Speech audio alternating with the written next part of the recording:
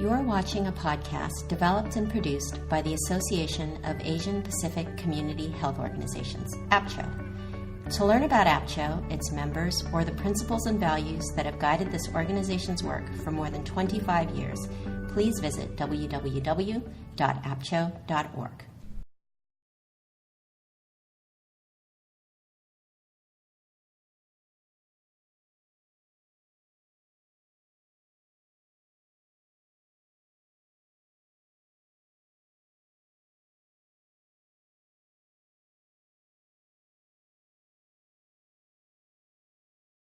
Well, the partnership was developed with support from the Kaiser Permanente Community Benefit Fund, and it was to bring together our organizations at the national level and to support local partnerships as well to improve access to care for underserved and vulnerable populations.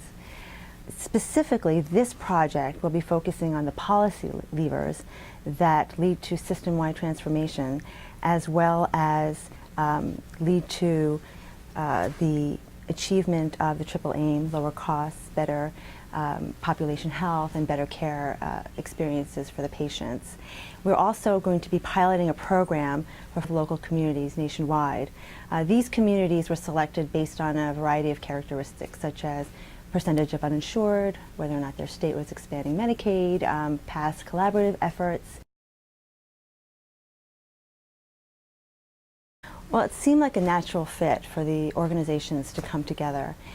Safety net hospitals and community health centers have different infrastructure and also different roles in the community.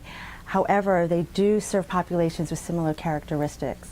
And they also have the same aim of trying to improve access to care and quality of care for their patient populations and for the community. So I really believe that this is an opportunity for them to come together and combine their efforts and to leverage each of their strengths to really make the greatest impact.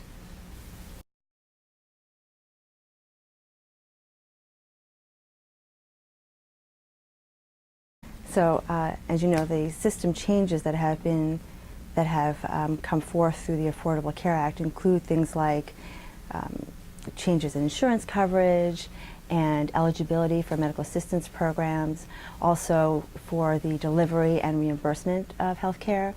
And with these changes, safety net providers as a whole will face the challenge of not only ensuring that their patients are getting access to coverage, but also ensuring that the patients get the care that they need.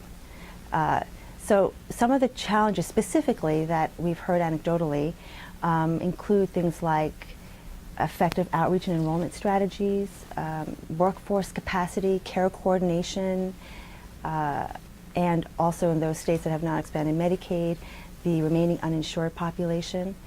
So I believe that these challenges really, it's very important in light of these challenges that safety net providers come together and think of ways to address them together.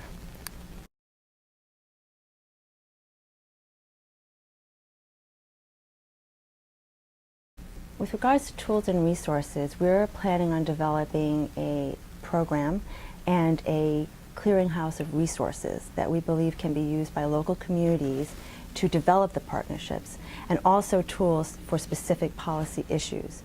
Our team at George Washington University will also be tracking and monitoring our partnership on the national level as well as in the communities to identify lessons learned and promising practices so that other communities can learn from our experiences.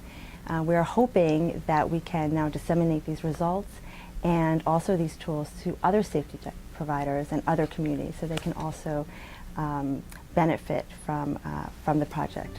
This podcast was brought to you by AAPCHO. Please join the conversation on our Facebook fan page at facebook.com/AAPCHO and tune in for our next podcast at www.apcho.org.